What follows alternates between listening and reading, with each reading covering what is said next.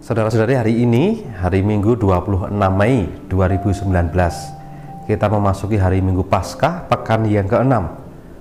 Gereja juga menggunakan kesempatan ini sebagai hari Minggu komunikasi sosial. Tahun ini kita merayakannya di hari Minggu komunikasi sosial ke-53.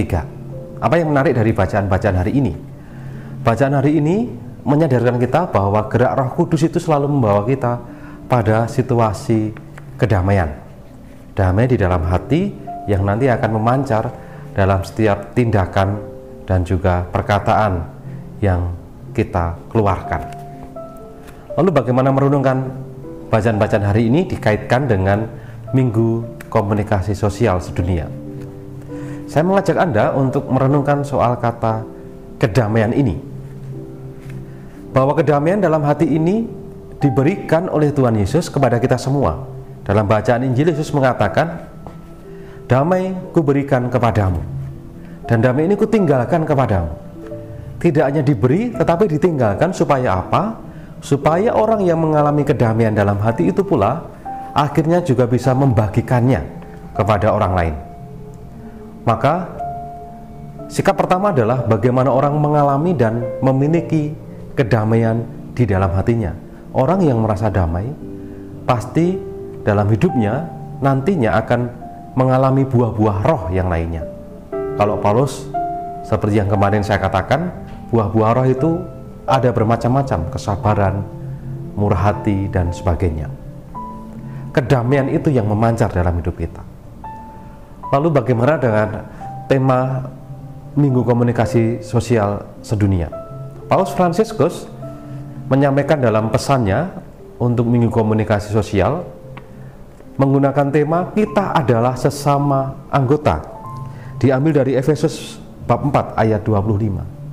Paulus ingin menekankan bagaimana jejaring atau hidup bersama itu dibangun dalam komunitas, bukan dalam etnik atau kelompok-kelompok tertentu, tetapi dalam kebersamaan. Kunci dalam membangun kebersamaan adalah adanya kerukunan dan kedamaian dalam hati setiap orang yang ada di dalam komunitas itu. Gereja bertumbuh juga dalam komunitas dan akhirnya berkembang sampai sekarang ini. Maka saya mengajak kepada Anda sekalian, mari kita mengupayakan untuk terus-menerus merasakan, mencari kedamaian yang berasal dari Tuhan itu. Roh Kudus akan membimbing kita, maka bukalah hati Anda untuk merasakan kedamaian itu.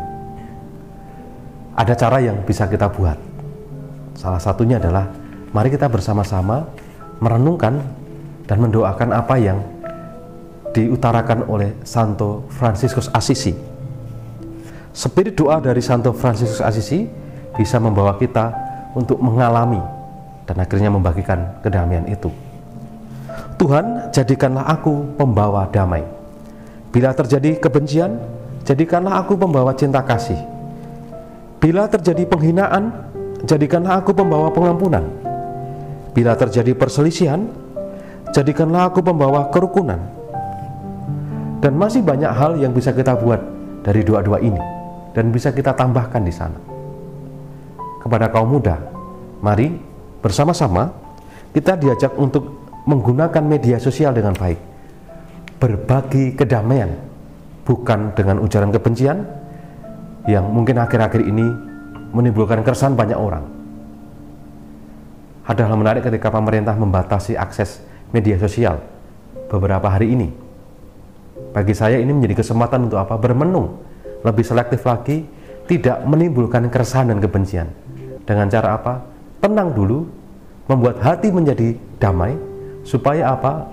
Bisa lebih bijaksana menyikapi segala persoalan, mencari kebenaran dalam kedamaian hati. Semoga di hari Minggu Komunikasi Sosial Sedunia ini, kita juga dengan bijaksana menggunakan media sosial dan juga kita akhirnya membangun komunitas kita dengan berlandaskan spirit kedamaian sebagaimana tadi yang juga disampaikan oleh Santo Fransiskus Assisi. Mari kita temukan kedamaian dan kita bagikan kepada banyak orang. Tuhan memberkati Anda sekalian.